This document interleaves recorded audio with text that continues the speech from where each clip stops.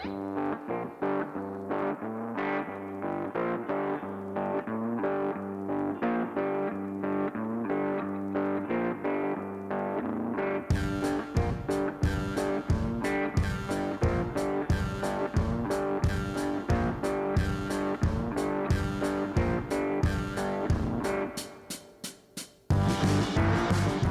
and welcome to the Race to Alaska podcast. We are here again, and I am here again with famed racer Katie Stewart. Hey, Jesse, how's it going? Long time really good.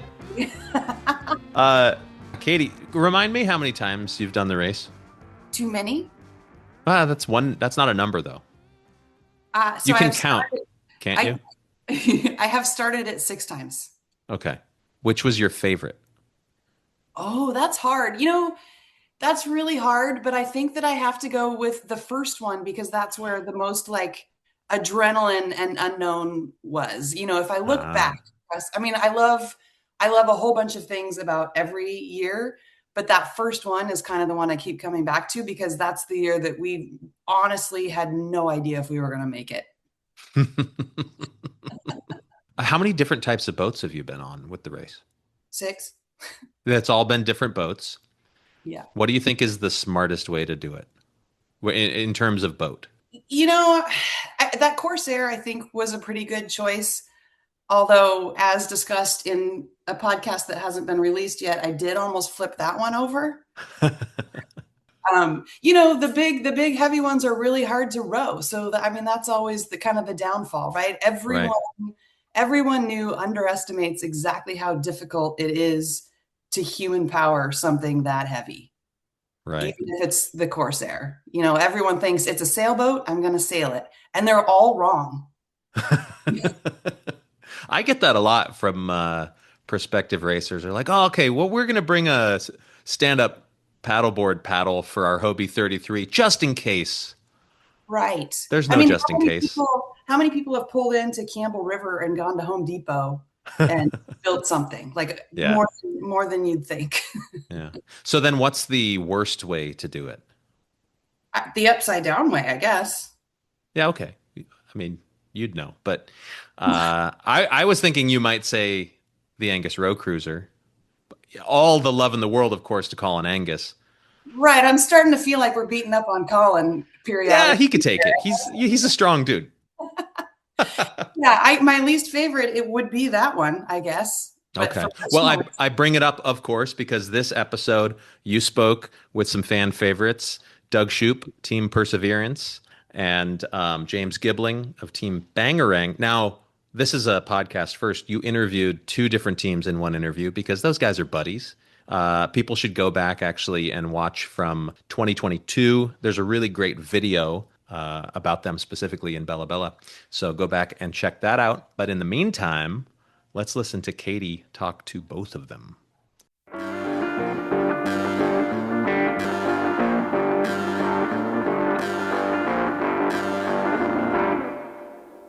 Hi, guys. Well, hello, Katie. How are you? I'm good. How are you? Doing all right. Hey, Katie. Hey. How's it going? Good. You make it back across the country? What was that? I think James was driving across the country recently. Oh. But yeah, I did a big road trip across from Keys to California, and yeah, it was fun, man. Yeah, it was really cool. I've never really driven in the South before, so stopped in New Orleans and everything. So right on. Watch out for the deer. Good.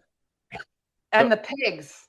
Oh, yeah, we actually saw a wild boar in Texas. We were going back to our car, and it kind of jumped at us. We're like, whoa. Yeah, that's wild. That was a new one on me too when I moved here to the South. But all right. Well, thanks guys for making the time. Yeah, absolutely. Absolutely, Katie. Of course. Thanks for putting it on. Yeah. So I think we should probably start with just making sure that anyone listening understands that there are 3 people on the call here who have used an Angus Row Cruiser to not yet complete the race to Alaska. So let's talk about how we're going to fix that this year. You want to go first, Doug? Yeah, sure. I mean, since my last attempt in 22, I've actually made quite a few additions or changes to the boats or to the boat. A couple of big ones are the sails. I felt like there was a real inefficiency in the sails that I had, and I ended up getting some production sails modified for my application versus having the sails designed, which I think work quite a bit better. And to be clear, this is the third generation of sails for this boat, right? I mean, you and I went through. No, this is second generation for this boat. Because this boat started with with the sails I had made, or that we had made, I should say, and kind of found that there may have been a few things I could have done to correct the sails I had to make them a little more efficient than they were. But by the time I kind of figured that out, I had new sails. But I think that's going to make a pretty big difference. I think I'm going to be able to go with, in particular, into the wind a little bit better.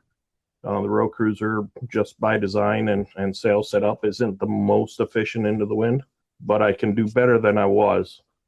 The second thing was the second real big change is the seat. The seat I had was actually a torture device. One with the weather, the extension, the hard track across for the first leg, getting over to Victoria a day late and pushing, and timeline and finishing the boat where I didn't actually have a lot of time to work out and physically prepare for the race prior to the race. That took a real toll. And then eventually, after about 10 days on the boat, that seat had just rubbed my tailbone to the point where it's just completely swollen, raw, bleeding, and just beyond what I wanted to continue to torture myself with. So that's been upgraded to a Hobie kayak seat. It has a lot of adjustability, a lot of support, a lot more comfortable, and I think it is the right seat for what I'm doing. Yeah, and to be clear, in case anyone's not up to speed, Doug's is a pedal cruiser, not a row cruiser. Yes. So he's got a pedal drive, like a Hobie pedal drive in this thing. Yeah, we just all look backwards the whole time. So yeah, I know. He's actually got it figured out. He's got the nice view. Yeah. Yes, I mean that's kind of the cool thing with the row cruiser is it's the Colin Angus design. It's a really great design. Works very well for solo participants, but it's also a very customizable boat where you can build it, change it, make the modifications that you can to make it fit your strengths, which is what I feel I've done by adding the pedal drive. I have short legs, so I don't make the best roar, and I prefer to face the direction I'm traveling. Makes sense. Yeah, it is a plus. Oh yeah, I just I try to do some training, and I just recently rode around Lake Tahoe, and they have all these mooring balls, like thousands of them around the lake, and rowing backwards, I probably hit like 20 of them. Like you just can't see, you know. I was like, oh my gosh, another one. So definitely a perk of the pedal drive. Yeah. James, what do you have for sales? Because both my boat, which was the one Doug originally built, and we started with the sleeve sails that I think were a part of the original design. And my big worry was realizing there was too much wind and trying to wrangle taking those sleeves off and putting the smaller sleeve sail on. And that's why we settled on generation 2 of the sails. What do you have? Yeah, so I got my row cruiser is like 99% just exactly the way Colin designed it. So I got the sleeve on sails that he recommended.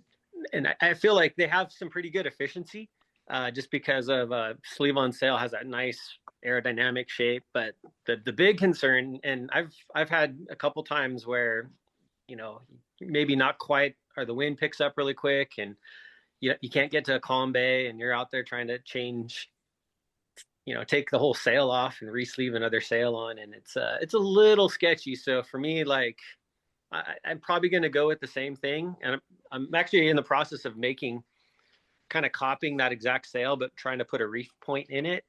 where it's Mhm. Doug, do you remember the name of that sail that that they were selling at The Portage Prim. Yes, yeah. So I was gonna try to kind of copy that one and see, but if I can't pull that off, then yeah, just the sleeve on sails again. So Okay. Because I remember, I mean, way early on one of my first like training sales, I remember trying to swap them out, and I felt like one of those like, like it's like an Olympic event, but you're like waving flags around. You yeah, know what I mean? But while trying not to fall off a boat. yeah, it's one thing like because typical like laser sailors, right? You put the sail on, you're on a nice dock, and sleeve it on. You're like, oh, that was easy. But then when you got this really narrow little tippy boat and Hmm. going out to the bow and trying to get the stuff, and then you add heavy seas and like wind conditions, and yeah, it can get spooky. And even harder for me was like getting it down. Yeah. Yeah, I had a little issue where I didn't stand the mast, so it was a little sticky, and so I'm like pulling on it. I just, so it was little problems that you have when you have like small boats and you built the boat yourself, and you're like, oh shoot, I should have fixed that back at home. But over the couple of years since then, I've tried to work out the kinks where I got a little bit quicker. So James, honestly, I feel like you're the person that I see out sailing and training more than anyone that I've seen in prior races. You're on the water with this thing all the time. I think you know it inside and out.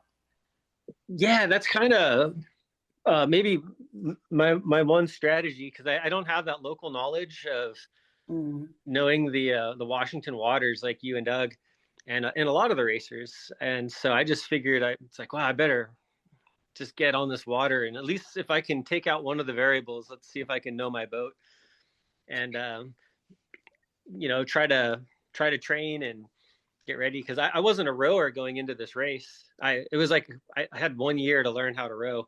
There's an art to that and really dialing that in, and then but I figured like, wow, I grew up sailing, so I was able to dial the sailing in and kind of fine tune the boat, and then I just had to learn the art of rowing, and that's where I was just like, okay, I got to get on the water. And some of my buddies that were like ex Navy guys, they're like, you're terrible at rowing, man. You got to get this figured out before you start the race. So I kind of made it my like life's passion to become a better rower. So it's been Okay, fun. right on. Well, what are you guys feeling about this upcoming year? You feeling good about it? Is this the year for two row cruisers to finish? I'm feeling really good about it. I mean, I did the WA360. I felt the boat Mhm. performed very well. I think I did pretty good in the WA360. Found a few minor tweaks that I want to do. I'm actually working on those right now. I was in the garage this morning, messing around, cutting some wood, and trying to do a little bit of a modification to my tiller setup. Just I don't like using those big long tiller poles, especially with the seat the way I have it, and the fact that my boat is a little bit longer than the original row cruiser. It just makes for a really long pole, and they're just seem like they're always in the way. So I'm trying to come up with something a little bit better. I don't know if you saw Derek's setup on his row cruiser in the 24 race, but he had a pretty cool tiller setup, and I'm trying to do something similar to what he did. And do both of you, either of you, have an autopilot? Yes, I do. Yeah. I got the one that again Colin recommended. So, and I think Doug, do you still have? I do not have an auto tiller set up at the moment. That may be something that I incorporate with this modification that I do. But I during the WA360 and I intentionally went without it to see what it was like to not use it. It's just one less complication you have on a boat, less weight on a boat, and it's just really nice. It is nice to be able to go hands free on occasion. In the 6 days I was in the WA360, I only had really one point during the race where I could do that, and that was right when I went around the buoy up by Point Roberts, where I was able to just kind of it was sailing in an easy breeze where it was nice sailing, and I could actually just kind of tune the sails and let go of the rudder, and the boat would just sail itself, tacking into the wind without touching a thing. I mean, I think I went about 30 minutes at one point without touching the tiller. Which was really nice. It was able to you're able to do other things where if you're steering all the time, that's not quite so easy. Yeah. Yeah, it's funny for the 2022 race. I installed the tiller pilot, and then I didn't have the compass all dialed in for the tiller pilot, so everything was opposite. I couldn't get it to work, and it wasn't until like maybe like 150 or 200 miles into the race, I was going through the instruction manual, and I was like, oh, I figured it out. So I actually figured it out like almost like, I don't know, mid race for me, because I stopped the Bella Bella. And but once I got it working, I was like, man, this is nice, because I could cook my meals, or even just rowing. I could set it on a course, and I didn't have to worry about following a straight line. It would kind of keep course. So yeah, it's definitely something that at first I was a little skeptical of, and I was like, oh, I don't need a tiller pilot. But then once I started using it, I was just like, oh, this is nice. So talk about stopping at Bella Bella, James. Oh man, yeah. So 2022, I had a couple things going on. Well, one, it was like say that local knowledge, right? As I was going up, I didn't time the tides very well, and I felt like I wasted a few days, and actually too, it wasn't just like wasted time, but you know, I had blister issues. You know, I was kind of a little late to the club for wearing gloves, and then I thought like, oh, I built up all these calluses, and then I think the first day of rain that we had, just my hands got soft, and man, my hands were hurting so bad. So I think I took a day, and then I didn't time Seymour nails very well, so I think I took an extra day there, and then I ended up losing my anchor in about like 1,000 feet of water, and yeah, I was pulling it up, and I think it was in Johnstone Straits, and it was kind of close to shore, and I thought like right as I was pulling it up, the anchor little pin fell out, and I was just like, oh no, I don't have an anchor now. And luckily Team Fire Escape had a spare, and because I was going from port to port trying to find one, and all I had were these like giant sea anchors that would pretty much sink a row cruiser. And so Team Fire Escape was like, they're a cool bunch of Aussies, like they're ex-firefighters too, and they're just like, hey, we got a spare. And I was like, no, I can't take your spare anchor, I'll find one. And they're like, no, take it. So that was really nice of them. And then I had a radio issue, and I didn't want to cross Queen Charlotte Strait without a radio, because I knew it was going to be all foggy, and so I got that fixed. And so by the time I got to Bella Bella, and like I say, just being a little bit of a rookie at the race, you know, having my fire chief, my boss, you know, he gave me some time off, but then I was like, oh no, it's going to take an extra week, and then I'm going to miss the ferry, then it's going to be another week. And it's like right in the middle of fire season, so they're just like, I'm like, oh, I can't. He's always nice enough to just give me some time off for the race. And anyways, long story short, he ended up, I ended up going like, no, you know, I got to get back to work. I was actually feeling pretty good by the time Bella Bella, but I also think I was a little like, oh wow, this is a long race. And then, and also too, is my wife and I, it was our 10-year anniversary, and I was hoping to meet her in Ketchikan, because we lived in Fairbanks for a long time. So I thought like, oh, it'd be fun to go back to Alaska for our 10-year anniversary. And then I was like, nope, I'm not going to make that either. So she was able, the timing worked where she could meet me in Bella Coola.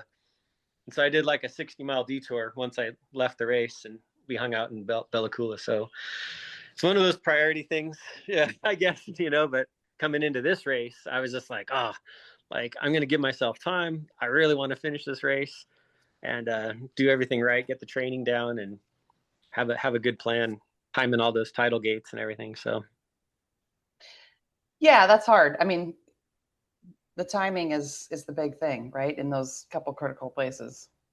Oh yeah, for sure. Absolutely. So Doug, how about you? The times that you've called it and where? Well, I made this will technically be my fourth attempt at the R2AK. My first attempt was on Hobie Tandem Island, went as far as Campbell River, and really had lost a lot of confidence in the boat. I think it took me 4 days to get there. On day 3, there was a lot of downwind sailing, the only day of sailing that in the race, or in that race for me. But the boat took on a lot of water. I thought the island boats have a tendency of doing that. I think that's the same problem that Joe had last time, right?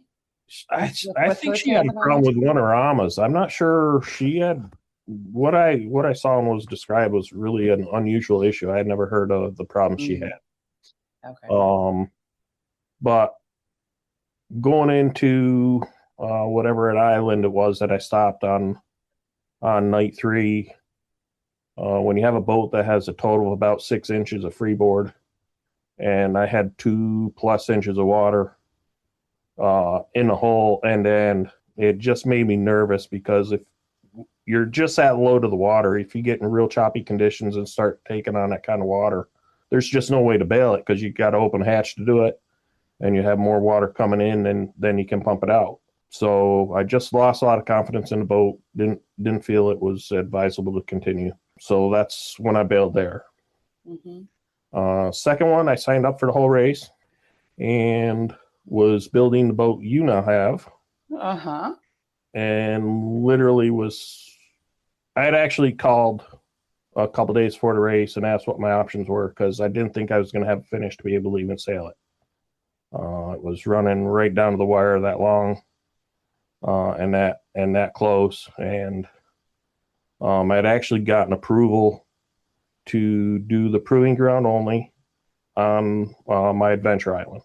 And once I got approval, because once I had asked, they had to revet it. They approved me. I was at work. I know it was early afternoon. Day before or 2 days before I was leaving for the race. And I literally went home. There was just so much stress. I was just so tired, so much stress from trying to work on a boat, trying to get it done. I came home, sat down in a recliner, watched a movie, fell asleep, and got up the next morning about 5:30ish and decided that I had put so much work into the boat that there was no way I wasn't going to take it, and started down a checklist of a few things I needed to finish up. Boat was finished about 9:30 that evening and strapped onto the car, and I left to Port Townsend the following morning. And that's why we're Team Perseverance. And so with that, I just did the first leg of the race. I didn't have any time to prepare my gear or anything like that. And you broke a thing. I broke the dagger. Yeah, the dagger board. Might have snapped that off, but just got hit with a really nice wave from stem to stern. Pushed the boat about 10 feet sideways in water. Heard a big crack. And first thing I did is just looking around to see what happened. And first thing I'm looking at are my Amazonakas. They're the most important to me. Check those; they were all good. And then look down and I see the end of the dagger board kind of flip up on the side of the boat. Next wave, it swung back under the boat, and that was the last time I saw it. But that was an absolute blast, sailing across and found the boat. Sailed pretty well without it, but I did make it into Victoria without any issue that day, that race. And then that led us into the COVID era, where I ended up selling you that boat so I could build another boat. And this boat, I had plans to get this one going early so I could have it done in plenty of time. Started in June working with a place to cut it out and modify the plans from Colin's original design. Early on, everything was like, yeah, that's a great idea. Let's do this. And through all the way until November, like, when can we do this? I need to do this. I'm running out of time. And come November, the place said, I don't have time to do it. And that kind of put me in a really, really big bind. But I got lucky, found a guy that had built and cut out a row cruiser himself using a system called a Shaper Origin, and talked to him, and he helped modify the plans a little bit. And I made trip to Port Townsend, picked up some wood, and spent 3 days at his house cutting out all the pieces. And that was in mid-November-ish. So I had from November to June to completely build and do the boat. And let's just say it was another really big push, and got a lot of help from you and your dad at the end, getting a sales rigged, which without that help, I don't think I could have got it done. But launched a boat for the first time 30 minutes before the race started. Amazing. And with that, I did discover there was a few problems, a few design issues. Every time one thing with a road cruiser is it's very well laid out, a very nice design and nice plan. And every time you alter something, it impacts something else. And I had some impacts that I wasn't expecting. My amas were the tail end of my amas were pretty deep in the water. They were dragging about 4 feet in the water on level travel, or 4 inches into the water, I should say. Excuse me, on level travel. So they were creating a lot of drag. Had a little bit of issue with the sails, and obviously the seat was really the big thing that just absolutely killed me. It was just absolutely impossible to continue. It was so uncomfortable, and I think it got worse over time. The plastic was kind of failing, and then the more I was on it, the worse it got. Because I took the boat out after the race, and it was just a couple hours on a boat, and it was really uncomfortable. Where I didn't notice it being that uncomfortable up front, but it did. I think it just definitely degraded and it got worse as the race went on. James, what have you changed from the original design? Anything? I haven't changed a whole lot. I pretty much stuck with Colin's original design. I think the few little modifications I made were more one revolved around like my concern to be able to take the sails down quick. So being somewhat on a budget, I ended up using like carabiners, like climbers carabiners, to be able to just unclip the downhaul and the mainsail and everything. Same thing with the mizzen sail, just quick carabiners. So I think that was a little modification. That's actually worked out pretty well for me.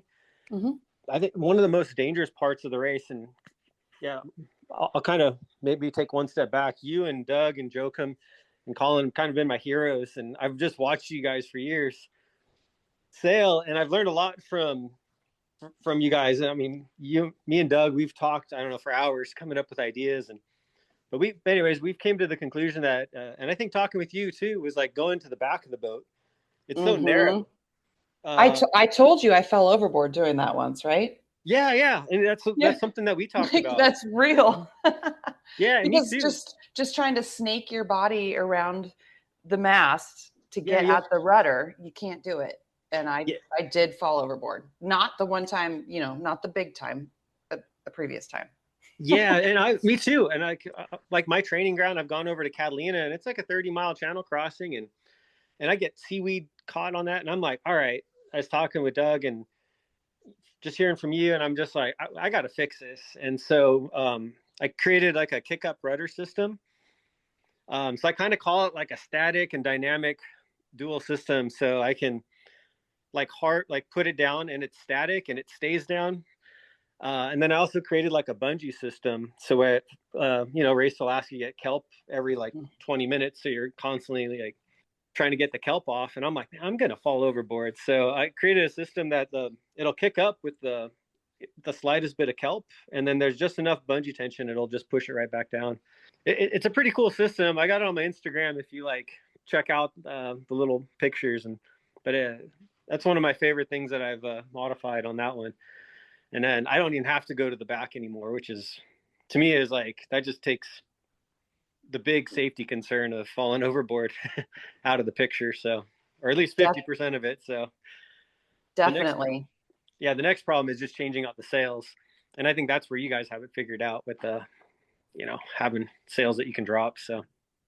Yeah. Or I saw someone had just put in a furling system on both sails. There's a few of them out that are using the Hobie Adventure or Tandem Island sails, which is a furling sail, and it's actually a pretty cool design. Yeah. That would be something I would love to do in time, is to have like a furling system that's just quick. Yeah. And I think too, for doing like Everglades Challenge, they don't really prefer the sails, the sleeve-on sails. I think they want some type of a reefing system, traditional reefing system for that race or something. So With the modifications you did on a rudder, like James said, we've talked a lot about different designs and ideas for the boat. And I do have that on mine, and using it during the WA360, it works. That was one of the problems I had in the 22 races. We were out in some pretty windy, pretty nasty conditions, pretty choppy, and I hit a piece of kelp and my rudder kicked up. And I went for hours. That boat is really hard to steer with that rudder kicked up. Even if it's a little. You tend to need a rudder to steer. No. So. And it's just you can turn a boat, but just the pressure, the amount of force it takes to turn that rudder and get it to turn the boat, even with a little bit of kick up, is really surprising. How much difference it makes. And I sailed probably 3+ hours with it like that. Just absolutely. My arms were absolutely shot from holding the rudder, fighting the rudder. Where during the WA360, I hit a piece of kelp. I heard the thump behind the boat, and that was the rudder kicking up and just springing right back down into position. One of the things I was concerned is that to kick up while you're sailing, just the water pressure against it kicking up. And I was really amazed how little bunchy cord tension it takes to actually pull that back down and keep it into position. But when it's kicked up, it is absolutely brutal to try and steer that boat. Yeah. That sounds like an awesome addition.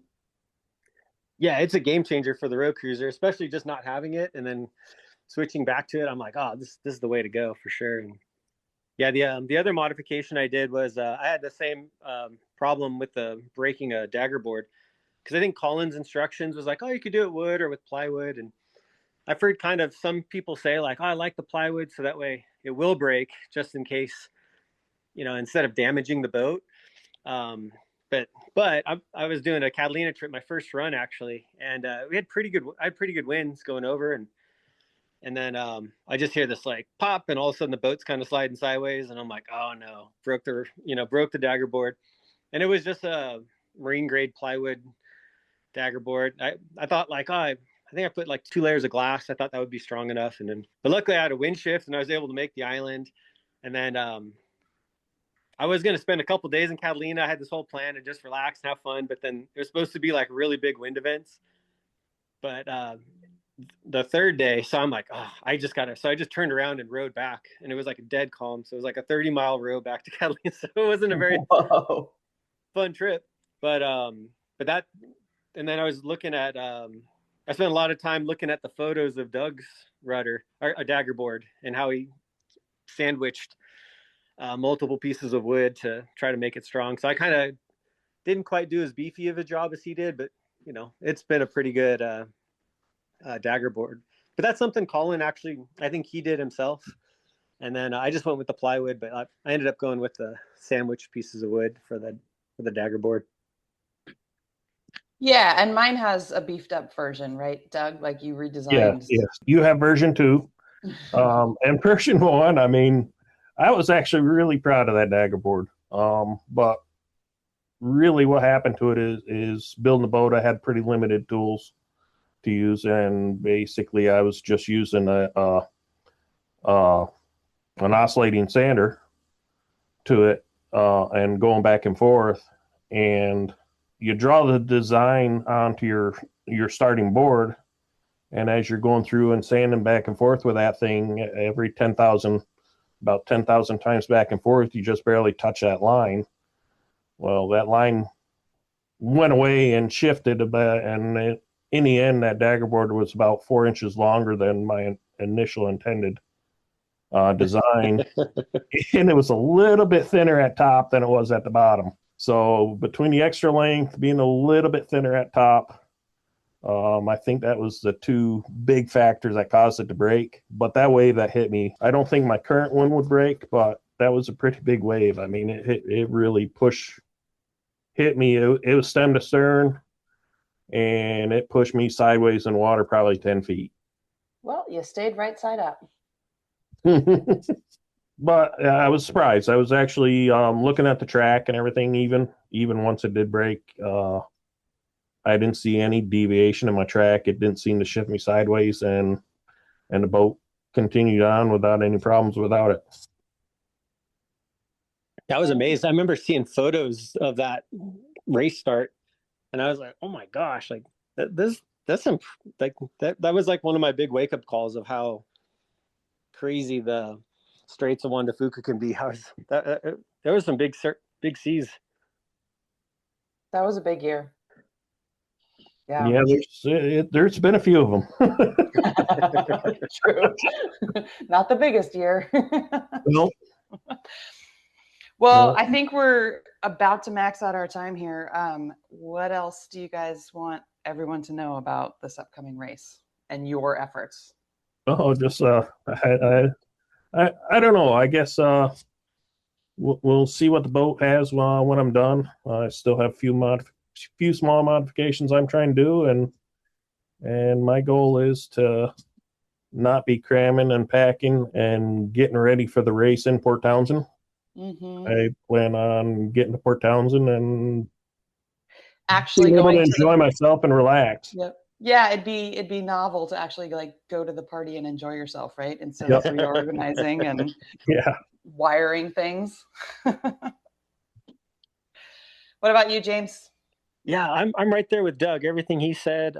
Like I say, I my rudder broke right at the night before the race. We noticed it, and so I was literally up till like 3 a.m, like drilling dowels to get it fixed before the start of the race. So yeah, so I'm definitely gonna try to be 100% prepared going to the start, and then yeah, having a little bit more of a plan for like the currents and tides, pacing myself, it's really taking care of my hands. I think that's the big thing. And then I've always had this theory, like whoever has the most fun ends up making it to the finish line, you know? So my kind of Yeah. goal is to, yeah, of course, it's a race and I want to be competitive, but you're going through some of the most beautiful country and making sure okay, I'll stop at this little beach and take a little break and enjoy myself a little bit. And I think those little things keep you going in the long run. So For sure. yeah, so Okay. So pre-planning and taking care of hands and butts.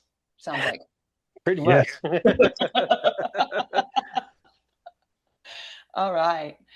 Okay. Well, thanks, you guys. Anything else you want to add before we sign off? No, I don't think I have anything. Okay. No, yeah, no, I think I'm good. So yeah, just look Okay. forward to meeting all the racers and yeah, seeing all in Port Townsend. So I am planning to see you guys at the start. cool. Well, thanks for Looking forward to it. Yeah. for sure. All right. Good luck, you guys. All right. All right, thanks, Katie. Take Yep. care, Doug. Thanks. Bye.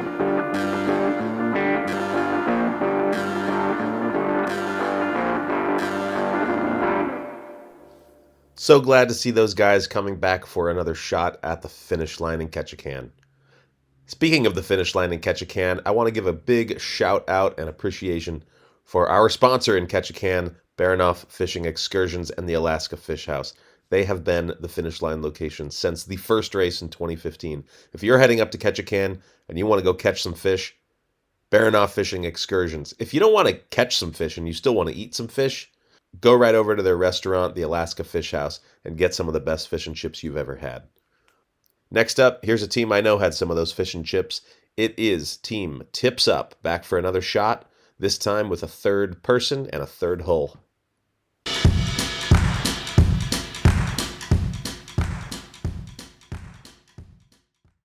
Where are you guys located?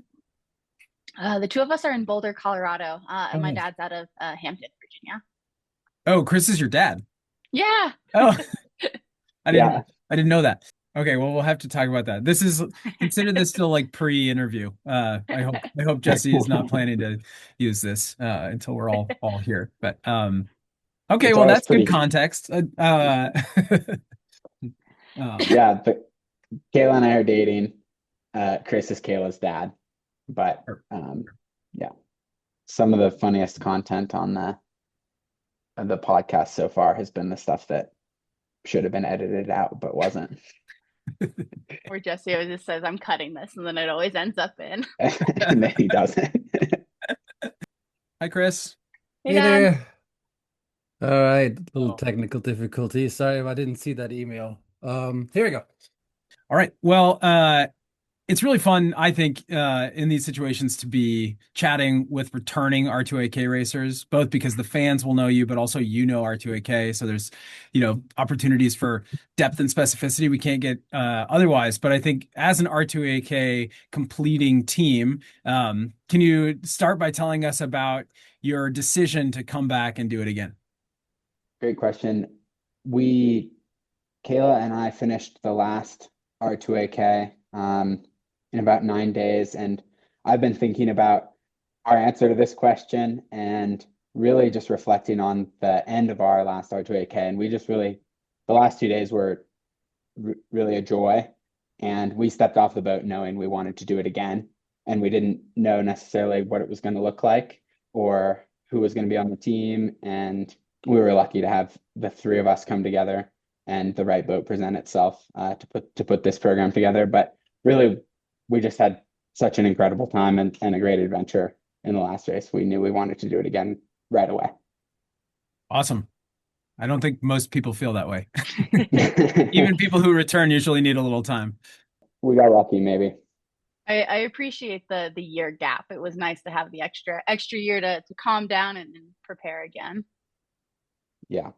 Obviously, John and Kayla, you guys very successfully completed R2AK on the Hobie 16 as kind of a power couple, a power sailing couple. So why screw up that success by adding a third person to the boat?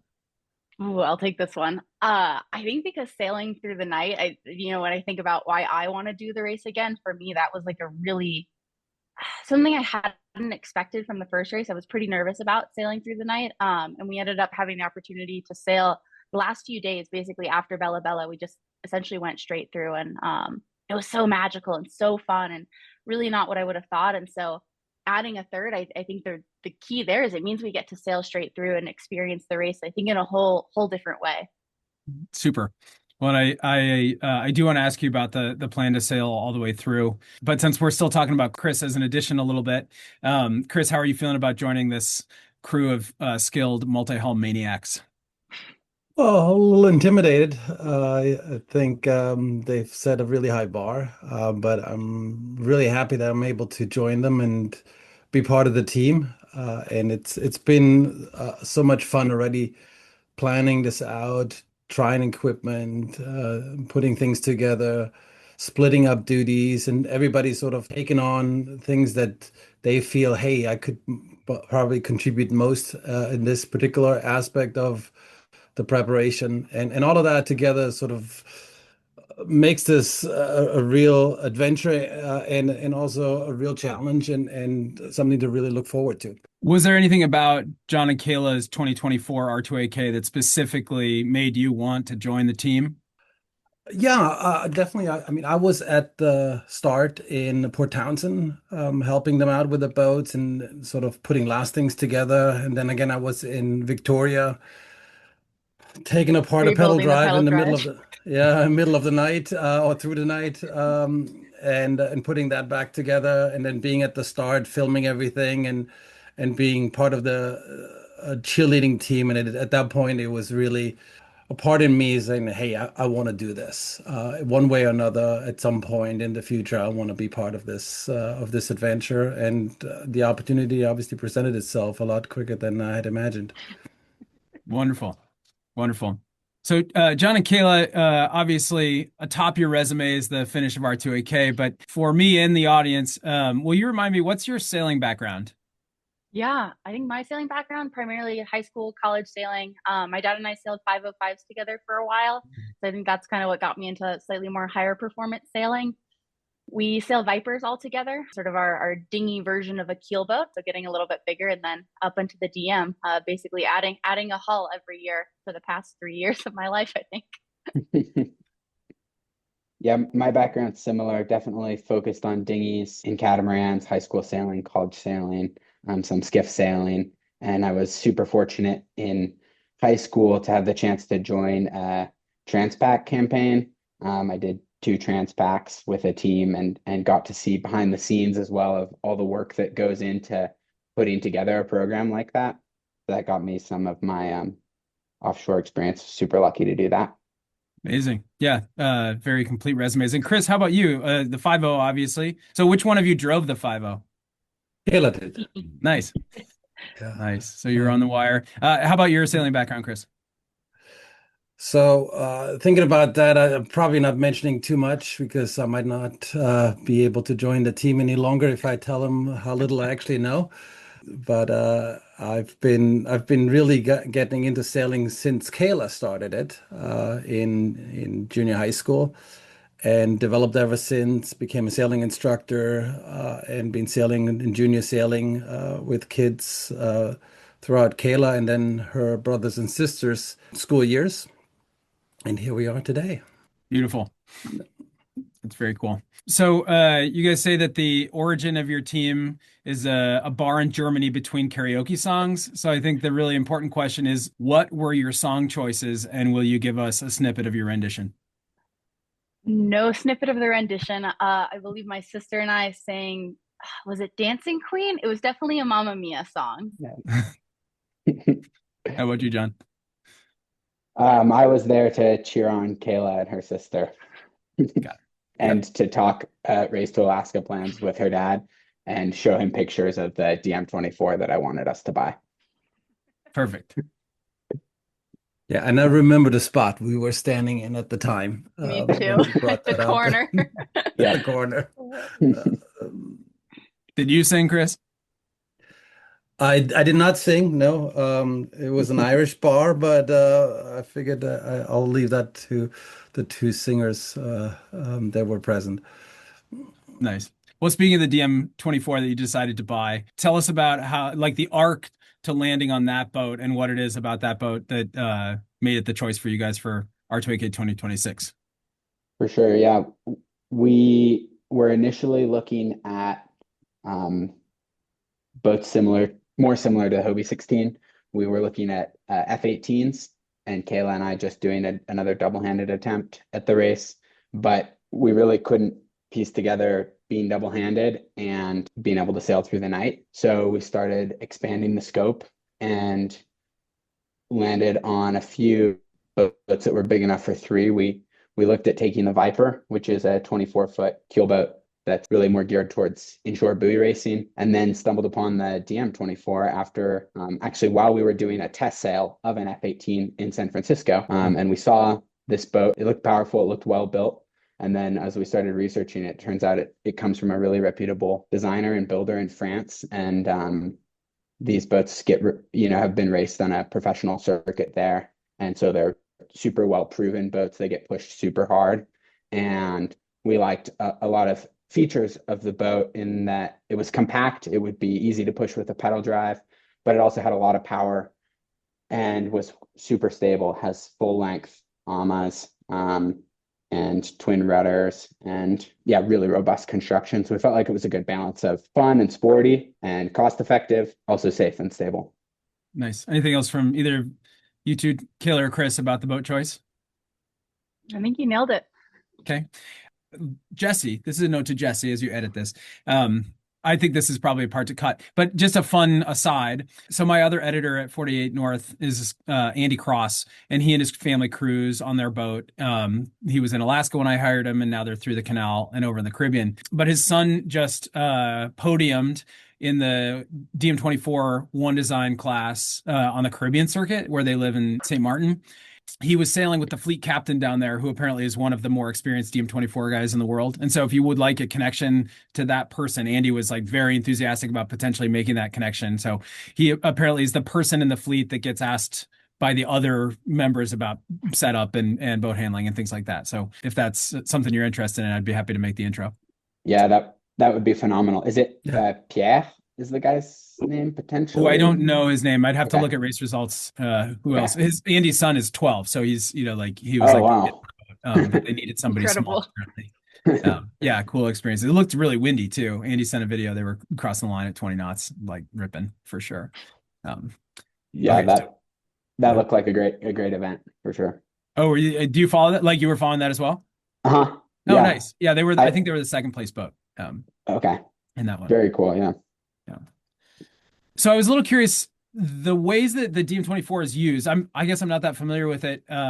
Are people, so I feel like I picked up a little bit of amateur opinion, sailing opinion noise that maybe there's some concern about how narrow the entries are in terms of buoyancy and seas. Like they kind of are like flat water specialty boats. Has that been what you have noticed in your training on the boat? Or do you have other sort of information about the boat that makes you suggest otherwise, that sailing it in seas is going to be just fine?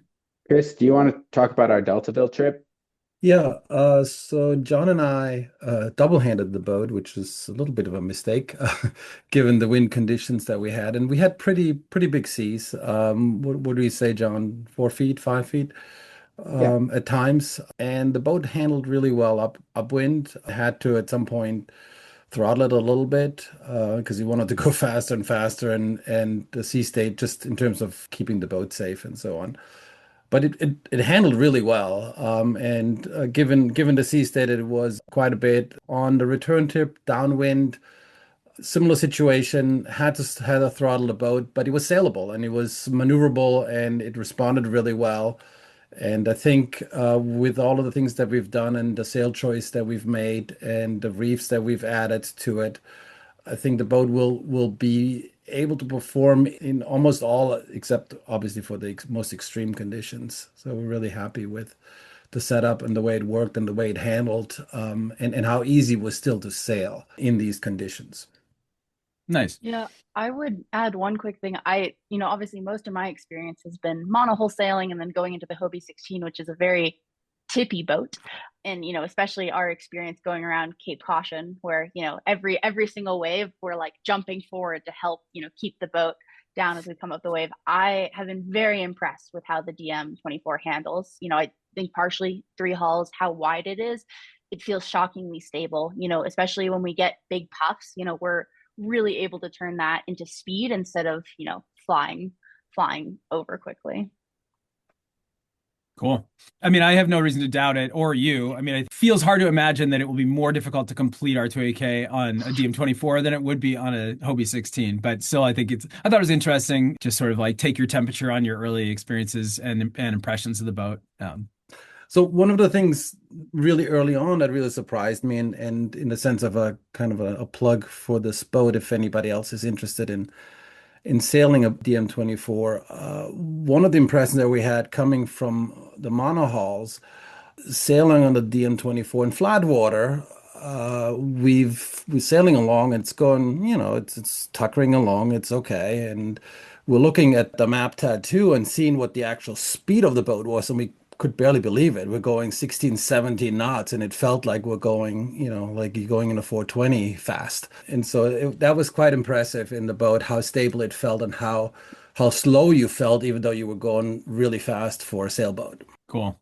I agree with you. The designer is very reputable. And so I think that tracks with some of what I've read or heard about the boat, that it's basically dollar for dollar about as fast as you can go. Which is definitely, I think, part of our decision making for this boat. Good. What I read somewhere in our notes for our application, the best dollar per knot that you can get. Can't beat it. Can't beat it. So I don't think DM24s traditionally employ a trapeze. Is that right? But there's sort of a long R2AK tradition of adding traps to boats that haven't been designed to use them.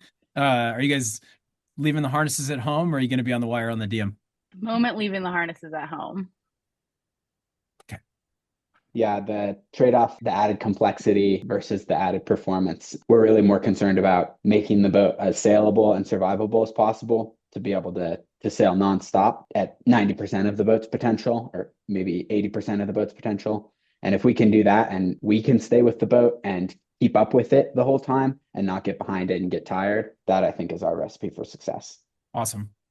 Jumping off from that idea, what other ways does the boat decision influence the way that you're planning for the sort of your approach to race to Alaska this summer? I would say, and Kayla can speak to this better than I can, but the biggest thing is the weight management. We're tracking every ounce that we're going to bring with us. Any weight that we add is a detriment to performance. So we're just really focused on keeping the weight down, keeping systems as simple as possible, but then adding what we do need to add, not skimping on the areas where we need to have weight to make the boat survivable, fast under the pedal drive, warm enough when you're sleeping.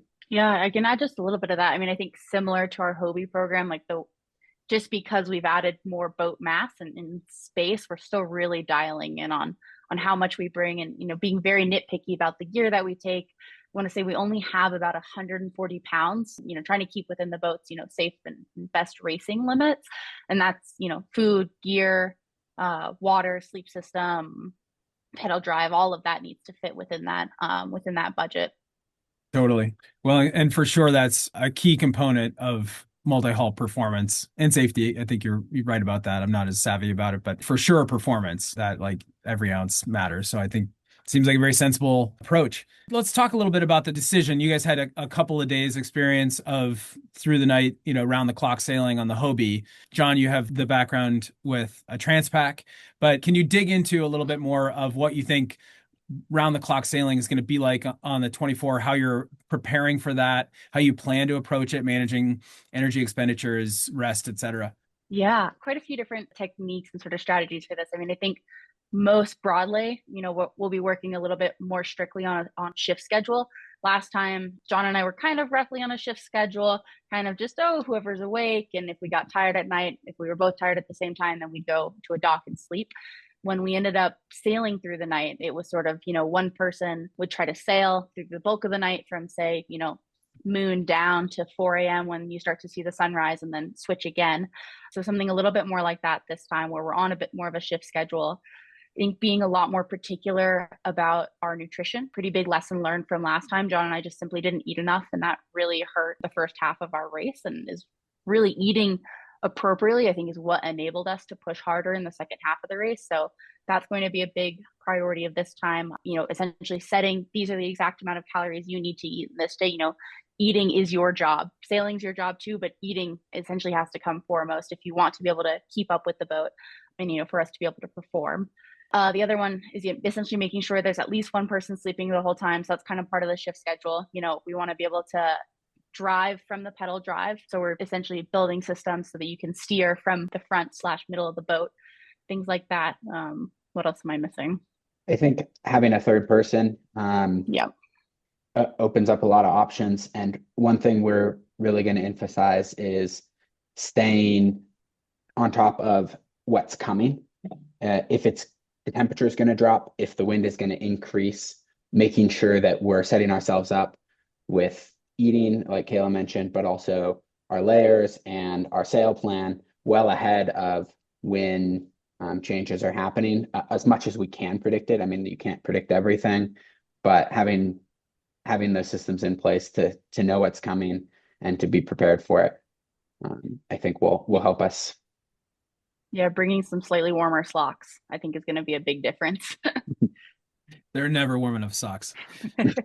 Will you say just a little bit more about your sleep system? I think longtime R2AK fans will remember that the record holders, Mad Dog, had the bivy strapped to the trampoline, and they called it the body bag. And so, was that how you did it when you were sailing through the night on the Hobie? And how will that change on this boat, which is still an open boat, right? Because you have no cabin to take refuge in.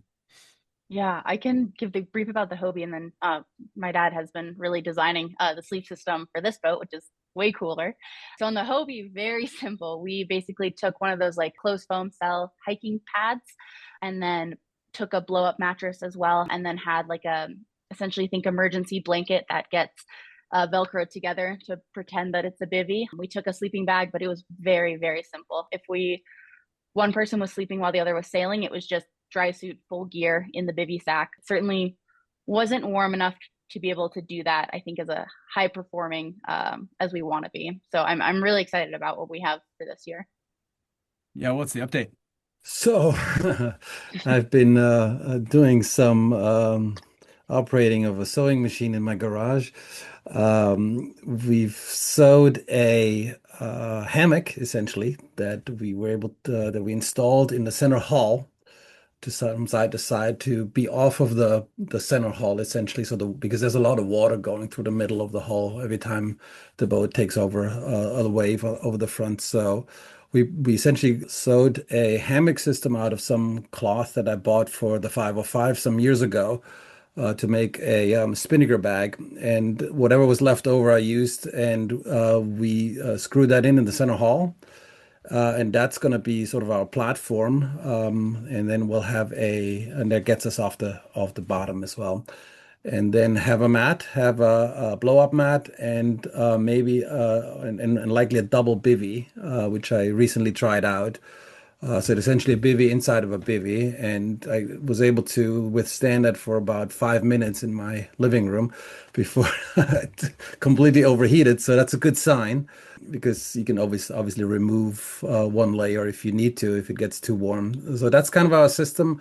And then, if necessary, we will definitely want to resort back to what Mad Dog did essentially, and move a person to the high side if the conditions require it. But otherwise, we're hoping that most of the time we'll be able to sleep in the center, and being able to afford that weight in the middle of the boat without too much of a penalty.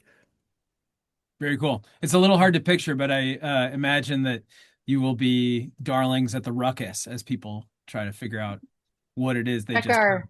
Instagram over the next few days. We'll have Oh. some posts about it. Oh, good. Very good. So speaking of systems on board, I understand that there's some team turmoil brewing about how you will be pooing on the boat.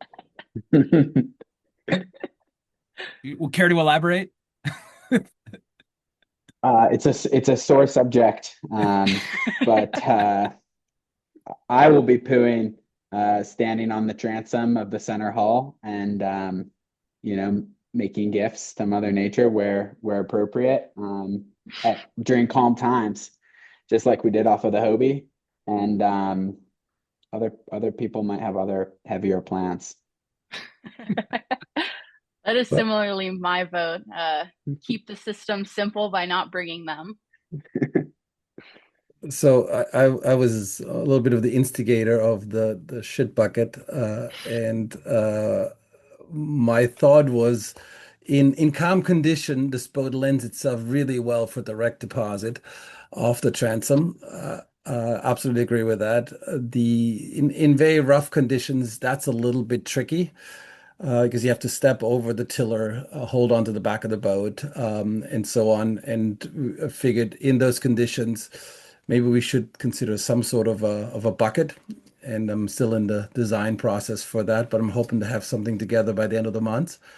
And then we'll see if that'll actually come along or not. Great. Carbon fiber, right? Oh, it's made of carbon fiber. That's the idea. Yeah. A carbon fiber SB. Sounds good. All right. What section of the Race to Alaska course are you most looking forward to sailing again in like a positive light, like you can't wait to revisit it? And which section of the course are you happy you get to have another crack at? I'll say I'm really excited to have another crack at the Channel Islands. The first night of the race last year, we made the decision to go past Active Pass up towards Porlier, and then the breeze died on us on our way there, and so we didn't make the tide gate that we thought we were going to, and we ended up needing to stop for a couple of hours from, I think, 4 a.m. to 7 a.m. before we could keep going. And we've done a lot of analysis of the tide gates and how fast we need to go for each one. So I'm hoping that we can get that right this year. It's a big challenge and a really important part of the race. So I'm really looking forward to that.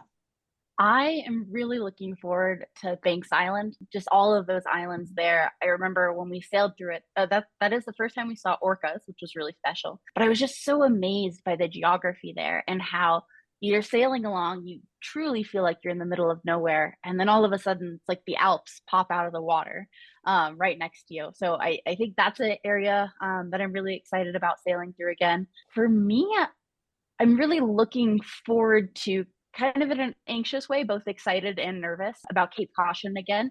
I think last time we had stopped in a little town right before at the end of Vancouver Island, and then sort of taken this like awkward straight across approach and ended up hitting Cape Caution right when it was the windiest and the biggest waves and everything. So I'm hoping this time kind of get a second chance to come at it a little bit more confident, a little bit more prepared.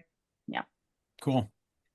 Any part of the course that you're particularly looking forward to, Chris, based on what you learned about their experiences 2 years ago?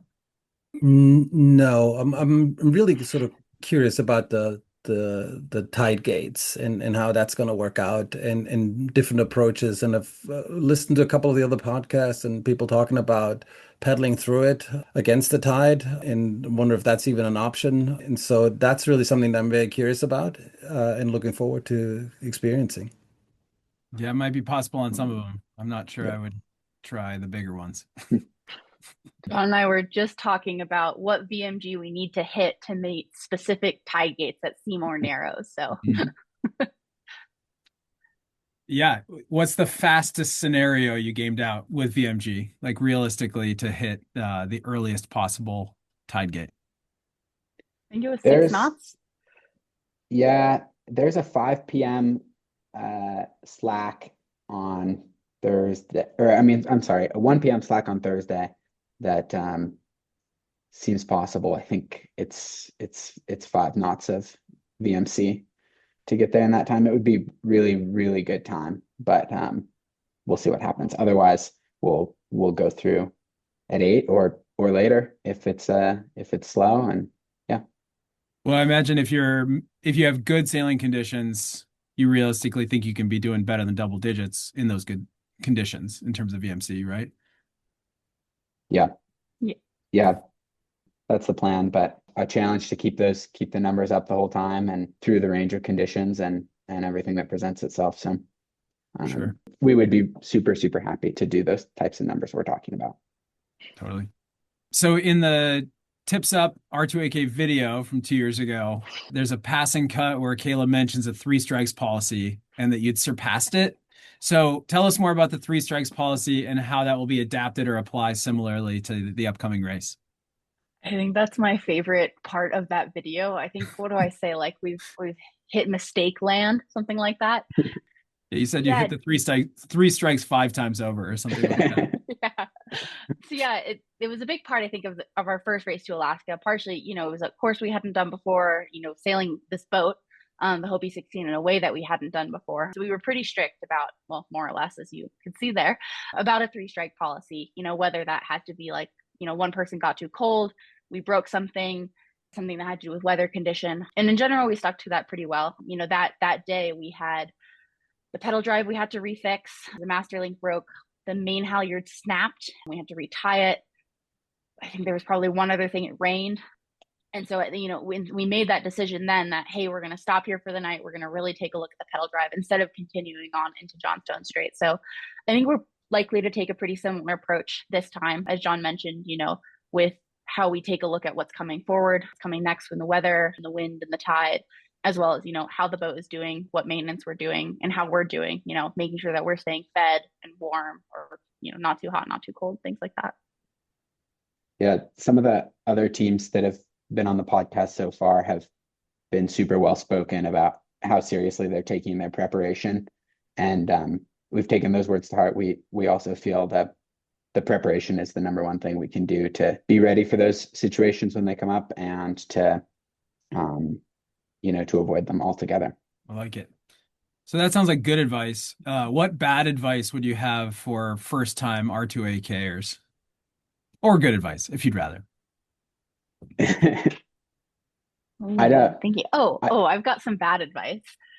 There were a few tide gates where we said, I think I can pedal against 3 knots of current, or I think I can sail with 7 knots of current with me. And that was pretty fun. I think it's not the typical advice they tell you, wait for slack tide. We definitely based our tide gates on how much current we think we could handle. So that would be my advice, is, pay attention to and the good part of it is, pay attention to the conditions and know what your boat's capable of, the speeds you're capable of, the handling. And, don't just base your tide gates on, I have to be here at slack tide, but really understanding, what is happening with that water in the moment. How high is, what's the tide difference? What's the knots? Things like that. John, anything? Yeah. I don't know if it's bad advice or good advice, but the thought that jumps into my mind is, race hard, sail hard, and push, and that's one way to approach this, and a way that we've chosen that brought us closer to the place and to the race in a really interesting way. We've learned a lot by pushing hard. Whether that's good advice or bad advice, I don't know. Cool. Well, all right, last one. Zooming out a little bit. Why do you adventure race, and why should others? I hope to get a response from all three of you. Well, I'll start then. I think it's for the challenge. It's feeling if you're able to do it, and knowing that you may not be. And I think that's what makes it for me, it makes it fun, or makes it a challenge. And that's I think that's part of the adventure of this being a race. It's a race, and you race for whatever it is that is important to you, but it's a race, and it's a challenge as in any regatta or any event. And so I think it's that challenge that you're gonna see if you can do it, and prepare for it, and then find out if you're prepared enough in order to accomplish this goal. I think that's part of what I feel on this. For me, two parts. One, I really enjoy embracing the suck. And I think that's a big part of adventure racing, regardless of whether it's sailing or hiking or running. I think you learn a lot about yourself and about the environments you're in. And that just allows you to expand who you are. The other part too is I think it just allows you to expand how you understand the world differently. I was thinking the other day, John and I hiked the Appalachian Trail back in 2021. We did it in a pretty typical fashion, backpacks, few-day resupply carries, walking 20 or so miles a day over the course of a few months. And that was a lot of fun. And, we learned so much and experienced so much every day. In this past summer, John, my brother, and I, the three of us, we ran the long trail. So much shorter, only 300 miles, but just with running vests, some snacks. And my dad and mom and sister and our dog Mia supported us. And it was, a completely different way of approaching the same part of the world, but doing it faster and just doing it differently. And I think that gave us an insight into ourselves and in the trails that was just unique. And I'm really grateful that we're able to experience those same mountains in two very different ways, because you see things differently in every single way you do it. Yeah, for me, I'm pretty aligned with what Kayla and Chris has said, and I think that's part of what makes the three of us a solid team. But going a little further, it's such a privilege to get to see these waters and the land there in this way. I think, like what Kayla said, going fast, we hope to go fast, we'll see what happens, but going fast, you see things differently. It's not better or worse, it's just different. And I like that perspective that you get. And then the last piece for me is just the chance to really build something in the whole program. Most of the race happens before we get to Port Townsend, in building a really strong team and building our team dynamics and building just the whole program around this ultimate objective. It's a super fun process, and I'd recommend it to anybody because there's so many different ways to do it. Amazing. I want to go. Well, yeah. Well, thank you for your time and for sharing your thoughts. Clearly, I think you'll be a team that people will want to root for. I will be pulling for you, and I think you got a boat fast enough to make you some serious contenders in the upcoming race. And so that'll be extremely fun to follow, however it plays out. Glad you're back, Chris. Glad to have you in the R2AK family. And yeah, can't wait to see you in Port Townsend and then follow you to Ketchikan. Awesome. Great. Thanks Thank you so so much much for the great questions. Yeah. Thanks so much, Joe. Appreciate it. Thank you, guys. Bye. See you soon. See you in Port Townsend. Bye. See ya. Bye-bye. Bye. Okay, Jesse, I think I just end the video and then the recording goes online. Maybe you'll answer me. It was fun.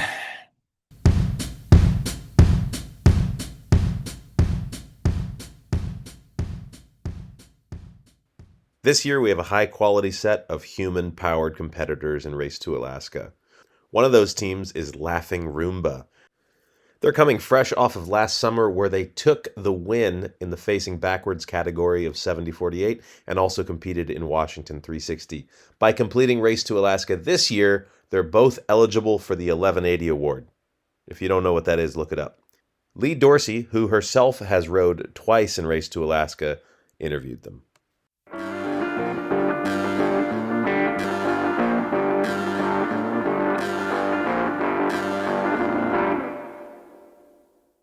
All right. Hello.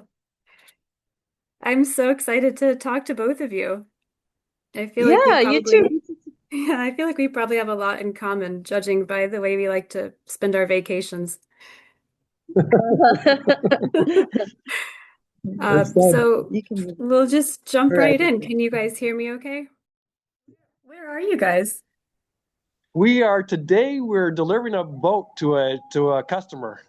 Oh, wow. We Okay. had to go up to Everett to Pocock to pick it up, and then we're on our way. We're just a couple miles from the customer's house where we're going to deliver it as soon as we're done here. Okay. Well, thanks for squeezing me in. Jeez. Oh no, works. You're We on were the together. run. We were going to be together today, so that worked out. That worked out well. Yeah. What kind of boat? Moss open water shell. Are you familiar with Yeah. Moss at all? I am. I've never owned one, or I don't think I've rode one, but I'm familiar with them. Yeah, we are the Northwest distributors for Moss boats. Oh, wow. I didn't know that. Okay. And they were a separate company for many, many, many, many years. There's a guy named Chris Moss who started the company many years ago, and he's sold it basically, and they were still a separate company for many years, owned by other people. And then a couple of years ago, they decided that the business just wasn't making it anymore, and a lot of people up here use Moss boats. So it's the big open water boat up here for anybody that wants to do open water rowing. Yeah. And so they were concerned that Moss was going to disappear, but they got some new people to take care of it. In the meantime, our distributor up here, who has been doing it for 25 years, he wanted to quit, and so he asked me if I wanted to take over the business. And I said, well, anybody else you find, that'd be good if they wanted to take over the business. And he said, well, you're the only one I've got in mind. So I said, oh, okay. And I was talking to Haley in the meantime. She says, well, she would offer to help in whatever way she could. And so anyway, so somehow Cool. she wasn't thinking too clearly that day when she offered that. And anyway, so we're in it together. And so actually three of us, my wife and Haley and I are tri-partners here. Nice. Again, so excited to talk to both of you. We have a lot in common. We both did the Washington 360 last year. We row the same rowboat, and we'll talk a little bit more about that. But to start us off, can you each tell me a little bit about your own rowing story, how you got started, and at what point you began to develop a love for long distance adventure rowing? Okay, I guess I'll kick it off here. My wife actually started rowing before I did. There's a couple of ways of doing this, but I started rowing as a kid many, many years ago. We had a summer cabin on the water, and I rowed as a regular rowboat years ago and did that for many, many years. But then I didn't do any real rowing until much later on. My wife joined a rowing club. I was interested in it, but it was her thing, so I didn't butt in. And then after a few years, I finally butted in, and I decided that I'd like to row as well. So I went to a rowing club and rowed there for several years. In the meantime, I bought a open water boat because I wanted to do some of our Sound rowers races out here that do open water racing. Sounded like fun. So I bought my own boat, did some of those races, and all of a sudden I was hooked on not going around and around and around a lake, but going out in the open water. Since I'd been on the Sound for many years, the Sound was the place to go out here. And from there, I just started exploring everywhere I could on the Sound and going to all the Sound rowers races to all the different places around the western part of Washington. Just kind of kept sparking my interest in doing those things. I made some long rows by myself along the Sound. And like I say, I just started doing more and more stuff along the Sound. And then my wife and I moved down to Olympia 6 years ago. And we moved onto a waterfront piece of property on the Sound. And the place where I moved is access to many, many, many miles of shoreline. So I've just continued to add those shoreline miles to my repertoire and just love being out in the water for hours on time. That's my Nice. story. What about you, Haley?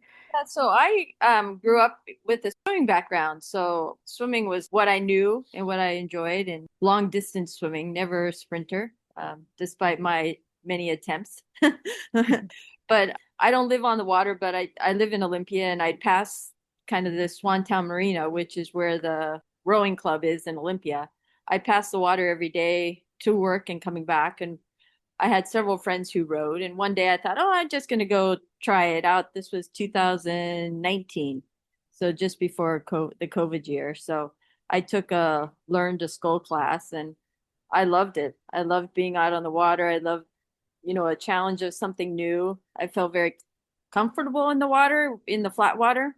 Fortunately or unfortunately, where we row it's in the sound. It's beautiful, but you can go 6 miles north and 6 miles south. That's pretty much all I was comfortable doing on my own. And then COVID hit, and fortunately I had a boat that I could borrow, so I still was able to get out. And then once COVID was done, a friend and I saw that there were these sound rowers races, and Rod actually was running a new one in our area. So I called him and I asked him, oh, can a flat water boat do this race? And he was talking about these whirlpools and these rip currents. And it's like, oh my gosh. But anyway, I finally met him in person. That the race was canceled or rescheduled because of weather, but I did meet him at another race. And then he graciously took me out in a single in the sound for like a 10 or 12-mile row. And I just loved it. I like to be in control. And this unknown water and uncertainty has been both a very positive thing for me, and I've actually learned a lot. And so it just kind of continues to intrigue me that being able to overcome uncertainty with every stroke, not knowing what the next stroke's going to be or what the next weather pattern's going to be. So I love endurance. I love just go out and row. That's really something long distance open water rowing will teach you is that you can't control everything, and you sort of just have to take it as it comes and do your best to keep moving forward. And I don't think I would definitely be here if I hadn't met Rod. Just by happenstance, somehow our paths crossed, like that one phone call, because I definitely would not have gone out there on my own. And yeah, I haven't found anybody else locally who would mentor me. And she's Yep. a lot. and she's a lot. Well, so I was thinking, so you guys completed the Washington 360 last summer, and you apparently got along well enough for that. I don't know how long it took you, probably about a week. Got along well enough on that race that you're ready to do a longer race together. And I was curious, do you get along effortlessly all the time, or do you have to work at it? Are there things that you tend to argue about? Yes to all of that, I think. Yeah. We get along pretty effortlessly, I would say, the bulk of the time. Even though we have laughing in most of our team names or all of our team names, we don't always laugh. We do have some serious moments. I mean, serious conversations just about life in general or whatnot. We get along pretty well, despite my sense of humor sometimes, and my sarcasm sometimes doesn't translate well. So that's been a lot of our getting along together fun, is she's quite tolerant of my sarcastic humor sometimes. My patience is somewhat short, so I think if there's an argument or a disagreement like on WA 360 coming out of Camino we were trying to get to LeConner. Or just trying to cross over to Whidbey just at the moment. Yeah, at the Whidbey, right. And I was sure we were going the wrong direction. And Rod was fumbling around, or what I thought was fumbling, because I can't see what he's doing from behind. But we stopped, and he was playing with his GPS and his phone, and it's like, come on, we got to just keep going, And so I think he just let me go, and unfortunately or fortunately, it taught me a lesson, because we ended up deep into Oak Bay. So 4 miles or something. And I think when my patience gets short, I think our conversations can be a little bit terse, but otherwise I think we get along very well. We have very similar mannerisms and and definitely can laugh at a lot of things. So Yeah, I can relate to all of that. I mean, when your only way of making forward progress is stroke by stroke, there's this huge amount of pressure, right, to always be moving. And you get impatient when you have to stop and figure out which way to go. And I can totally relate to all that. And it's the worst feeling to be putting in energy to go forward and not being 100% sure you're going the right way. You yeah, know, to I think think you might have to backtrack is like the worst feeling. yeah, I think Rod probably felt it for those 4 hours that we were going deeper and deeper into Oak Well, Bay. I wasn't sure that we were going in the direction I wanted to go, but I couldn't say that it wasn't, and I wasn't looking at my map anymore. But I knew by looking over, I said, I really wasn't expecting this.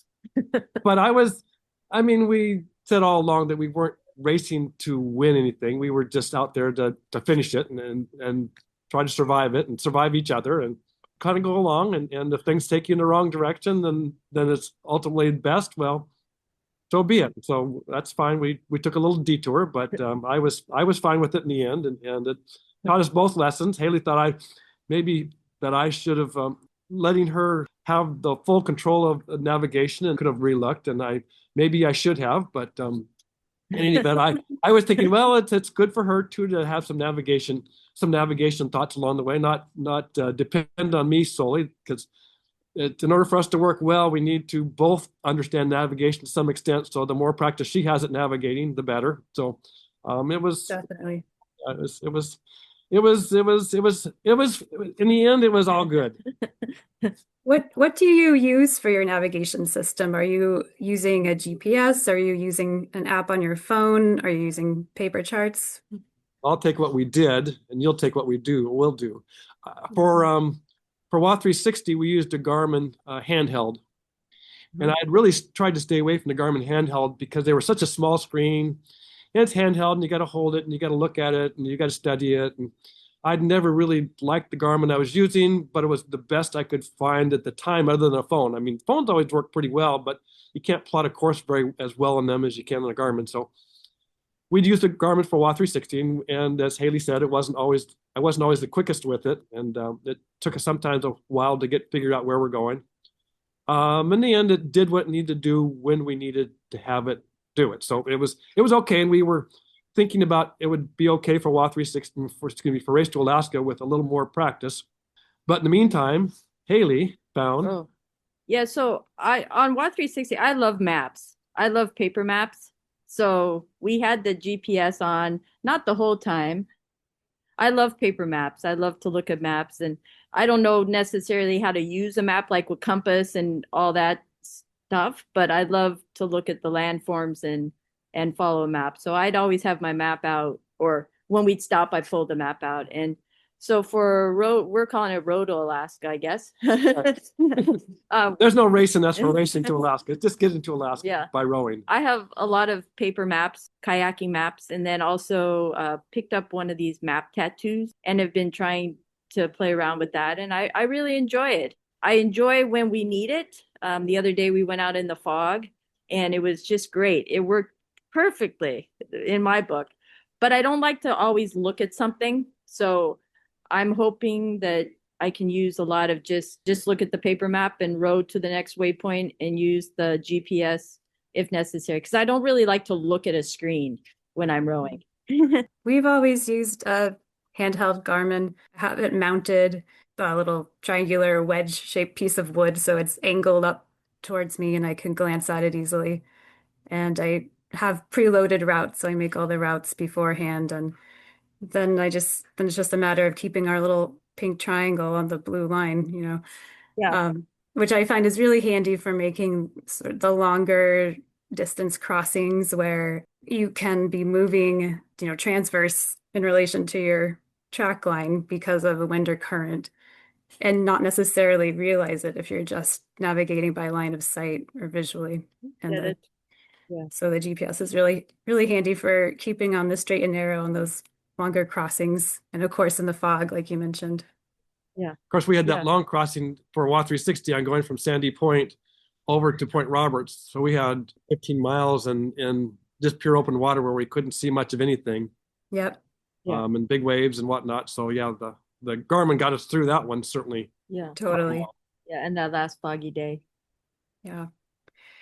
Cool. Switching gears a little bit to talk about your boat. It's a Savo 650 double modified for expedition. I love these boats. Obviously, I've rode the same thing both of my races to Alaska. And at this point, when I get into mine, it just feels like an extension of my body. I've spent so much time in that boat. But there are some quirks to them. They're a little bit different from most open water rowboats. So just curious what led you to pick that design and how do you like it? I knew that I wanted to do WA 360 for sure. And I knew the Moss double wasn't going to be the boat for that. So I knew I needed a boat. So actually I went and looked at your guys' boat, like just looked at through the Race to Alaska boats to see what was out there. And I kept coming back to the Savo. I kept coming back and kept watching you and Claire and you and Damien row that. And then so I thought there's really probably no other better boat out there that I could find. And so it happened that someone on Bainbridge Island had a Savo who rode it in 7048 for a couple years. So went over there and tested it out for about a half hour. And I have to say, I got out of that boat and I wasn't quite so sure about it. I wasn't sure if this really was going to be the boat that I was hoping it was. I have to say that it's like, oh, I'm not so sure.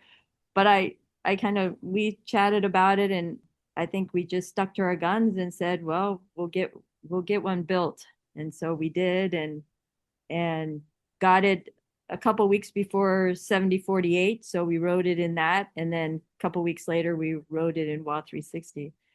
And I do really enjoy it. I mean, I love that I can just let the handles go and I don't have to worry about it. I guess that's the biggest and it just goes. Once you start it, it just keeps going. It holds its momentum pretty well. And you don't have to feather the oars. Yeah.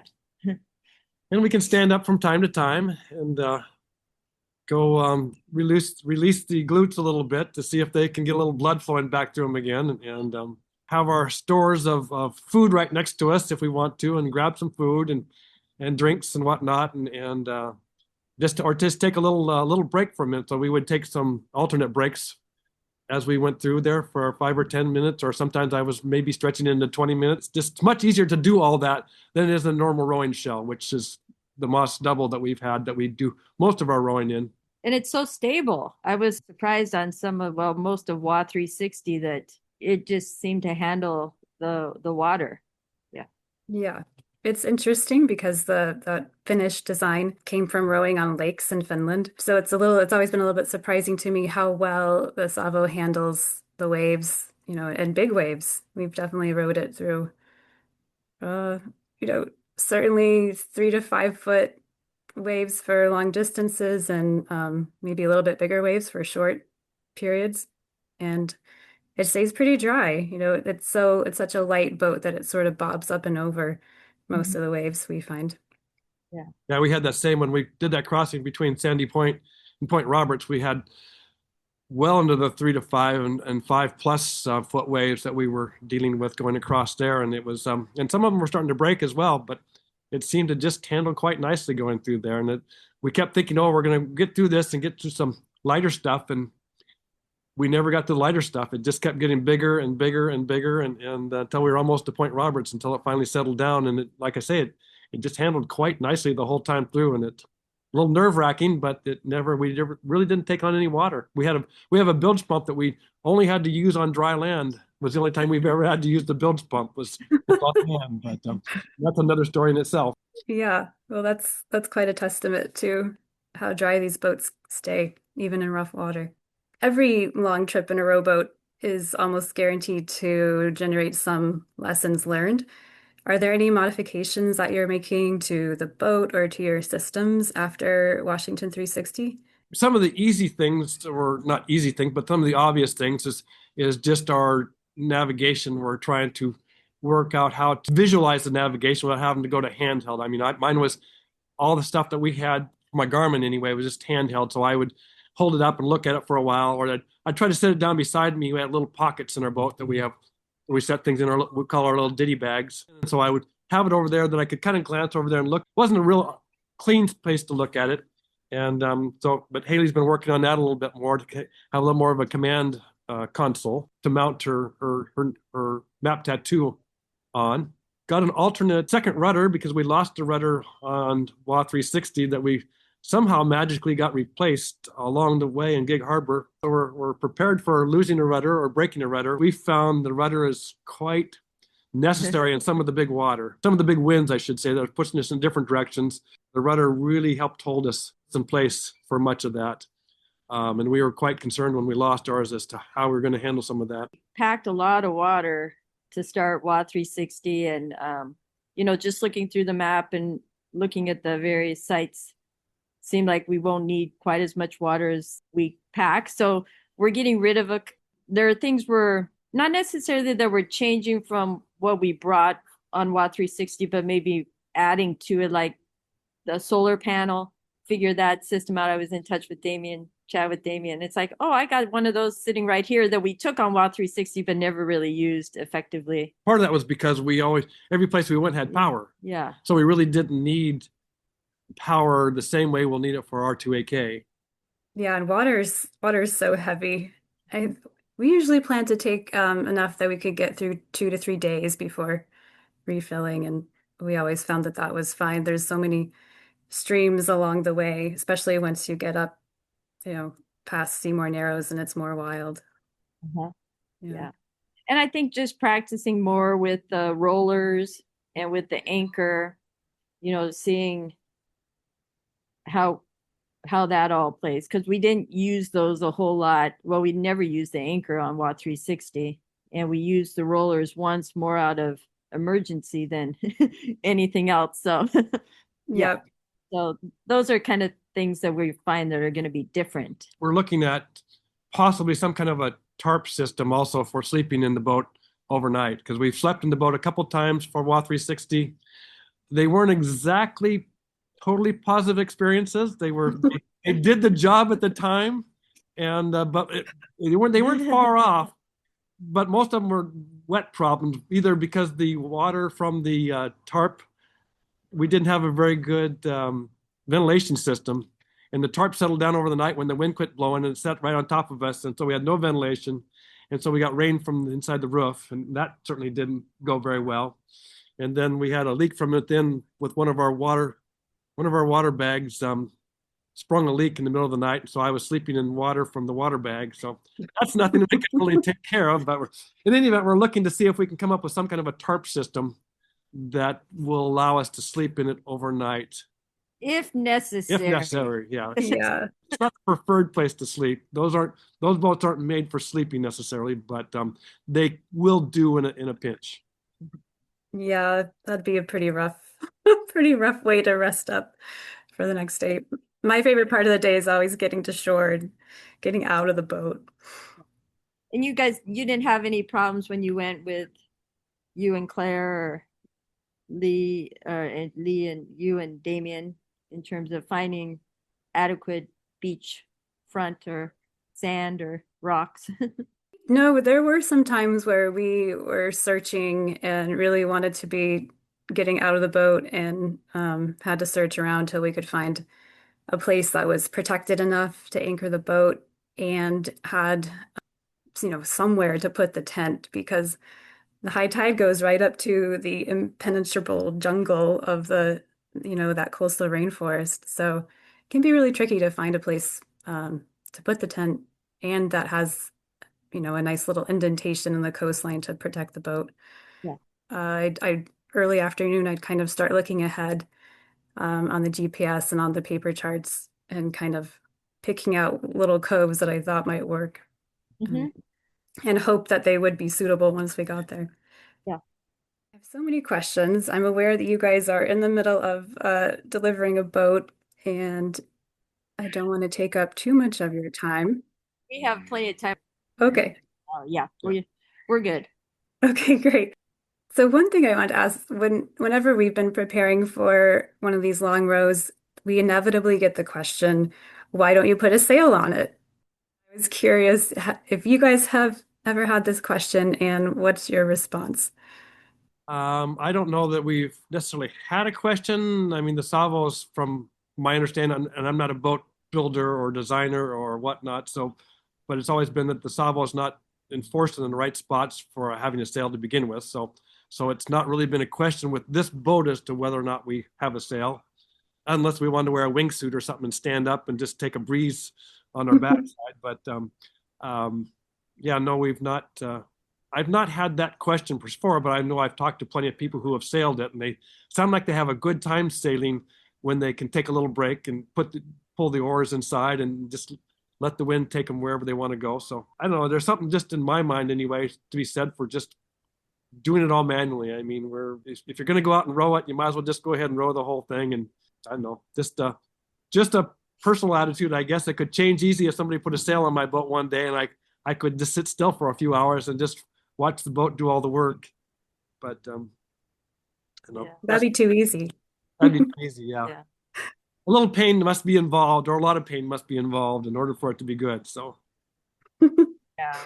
yeah, I'm not very good at just sitting still. I went on a sailboat once last year, and oh my, didn't know when I was hoping that it was going to be over soon, and the sail broke, and it was like, so we only had one sail up, and oh yeah. Anyway, yeah, I just think it's just, why rush it? I just want to row. Yeah. Plus, they have to do all that zigzagging. That would drive me crazy. Yeah. I think it's fun passing some of those sailboats, why they were using their pedal drive and WA 360. That was kind of fun. And they passed us right back by, but still it was kind of fun to see. We got down to Olympia and passed, I don't know, almost a dozen of them. It seemed like they were all huddled down there waiting for the tides to change, and we rode right on by them. So yeah, one of the greatest pleasures in life as a rower is passing a sailboat, for sure. No offense to all the sailors out there. Nearly every inch of this 750 miles to Alaska is going to be gained through your own blood, sweat, and tears. How are you guys preparing physically for this event? Miles upon miles of just standard rowing shell miles. So we don't do much rowing actually in the Savo on a daily, monthly basis. We row on our Moss double. That's our open water rowing shell.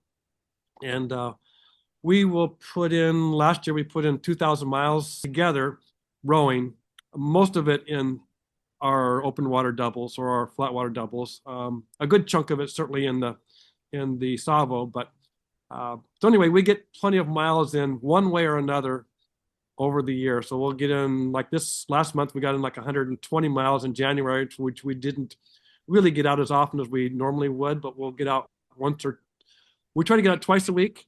Some weeks during this time of year, maybe only once, but like last month, I think we got 6 or 7 times out for the month. So we'll just continue to do that. We'll continue to add the miles. We got our first 30 mile in for the year last week, and we'll continue to add 30 miles, and we'll get some 40 miles and maybe even some 50-mile days in along the way. We might do some more trip rows like last year after WA 360. We did up in the San Juans for a few days. We might do a couple more like that prior to R2AK. In the end, a lot of it's going to be just, okay, we go out and do it, and it's going to take us 4 or 5 days to get used to, or a week or whatever, to get used to multiple days back to back and distance on both days, all those days. And I've ridden my bike across the country, and I know that it sometimes takes a while to kind of get in the swing of things. And if you do it long enough, you will get in the swing of things. And if it takes us 4 days to get in the swing of things because we've prepped well, then 4 days it is. If we haven't prepped so well and it takes us a week and a half, well, then it takes us a week or a week and a half. And we'll eventually get there, despite all the blisters and all the pains on the backside. We'll get there. Yeah, I would agree. I mean, we row and do a lot of swimming still and a lot of mobility stuff. I guess we haven't taken moving out or the Savo out yet. We just put those keel strips, those Chesapeake Lightcraft's keel strips on it over the winter, on the stern and the bow, just to help protect from the rocks that we ran upon in Camino. But I'm just a little wimp when it comes to cold and having to haul the boat on the trailer and then wash it afterwards and all that. So this month we'll start using her more and more, and like Rod said, take her on some trips. And but otherwise, the Moss Double kind of is our go-to. It gets us our rowing fix in for on a weekly basis. Totally. Yeah. During the race, do you have like a daily average number of miles that you have a goal to get in every day, or how are you approaching that?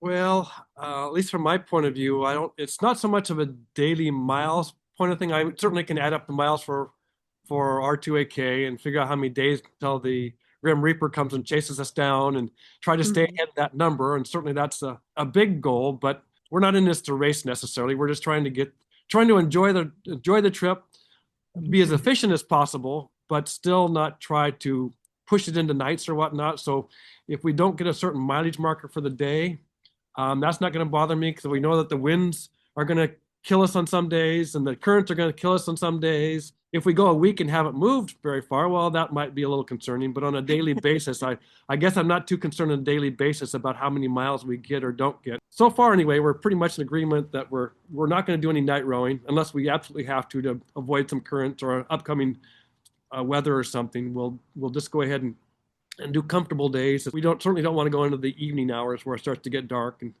that's not necessarily saying a lot, because there's further light lasts a whole lot longer as we start to work our way north. But bottom line is, we're not pushing for tons of miles as long as we don't start getting back into the Grim Reaper, the Grim Sweeper territory of pulling us in. But in the back of my mind, I have somewhere between 30 to 50 miles per day at least. I have that, knowing that some days are going to be 30, some days are going to be 50s. But we said that on WA 360 too.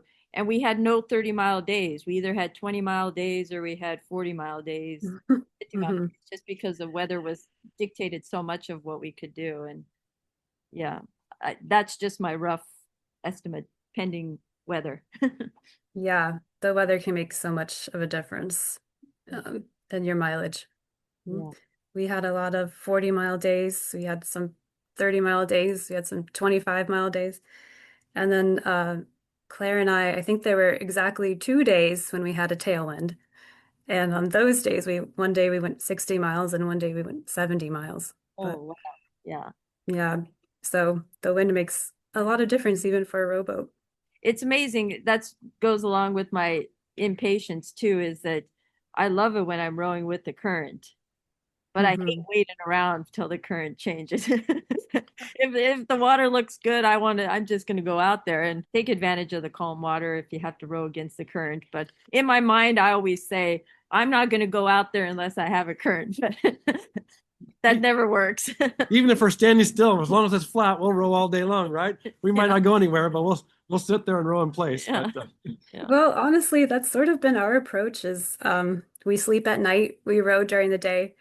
The currents get so squirrely and hard to predict up there, especially as you get farther north, that trying to play that game of waiting for the current can really come back and bite you. So we just go. And normally, with the exception of, obviously Seymour Narrows, Dodd Narrows, a couple of places along the way, normally we can make progress no matter what the current's doing.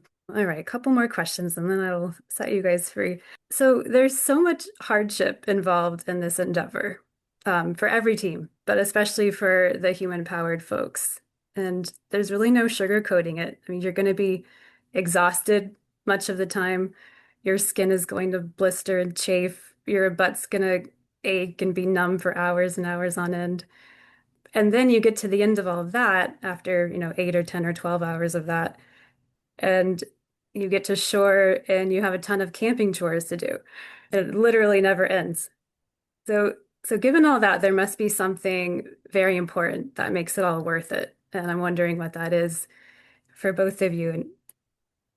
Well, for me, I mean, I think there's several things. One is, Rod's become a very good friend, and it's just fun to do activities with him. And so he wants to do it, and I want to do it. and doing it together, I think will make it much more enjoyable than doing it by myself.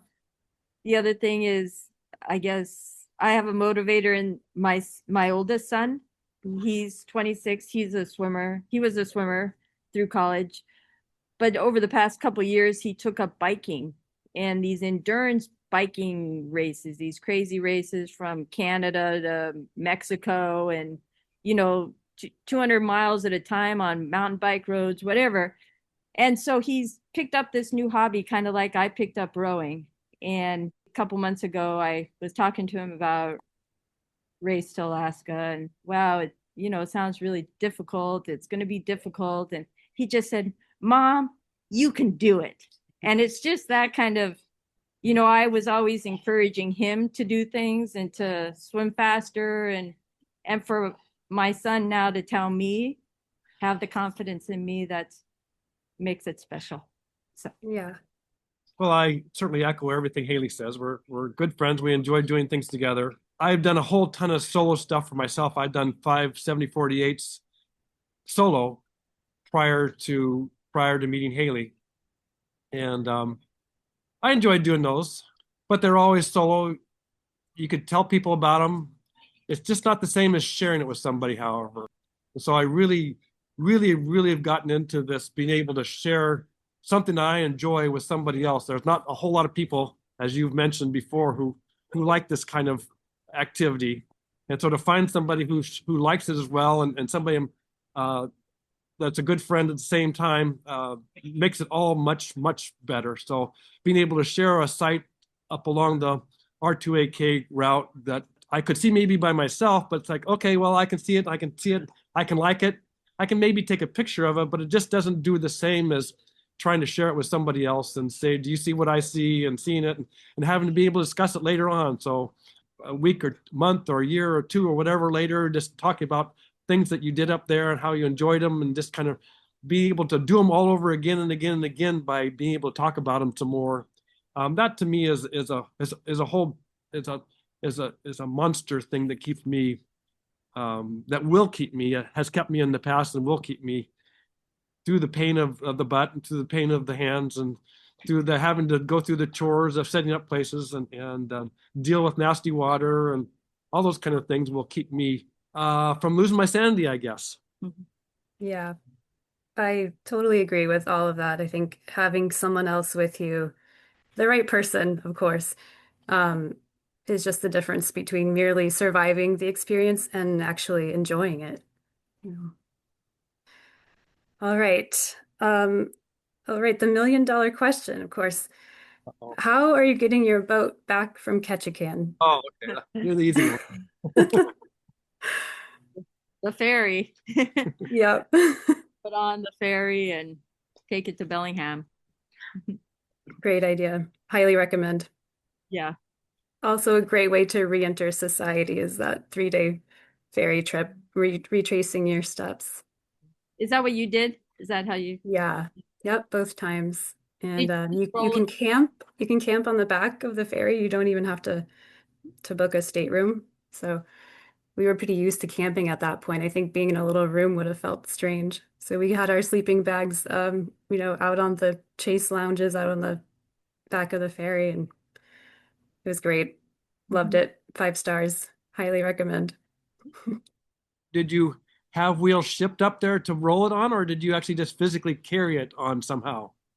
Yeah, Damien had built a little wheel kit that could be easily disassembled and reassembled in Ketchikan, and he happened to know someone who lived up there and was able to ship it to her, and she brought us the wheels. Uh-huh. Nice. Yeah.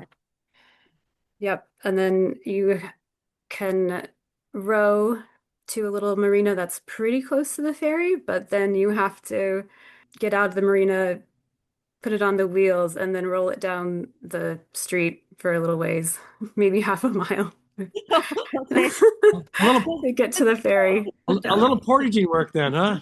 Yes, there's a little bit of a portage there at the very end of your journey. I think that'll be acceptable. We should have some extra hands with us as well, so Yes. be by ourselves.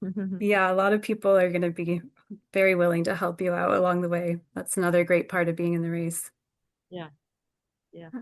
Well, thank you so much. I could keep talking to you guys forever, but I will cut it off here. I wish you the best of luck in your race. Please reach out if you ever have any questions, if I can help you out with any of it. Yeah, I appreciate all the help and the conversations we've had thus far. Yeah, good. Great. Well, enjoy. Well, thanks, Lee. Good Thanks, to see Lee. you. Yeah. Yeah, nice to see you too. This has been episode 9 of the 2026 Race to Alaska podcast. Go to r2ak.com to read more about each team and get pumped for this year's race.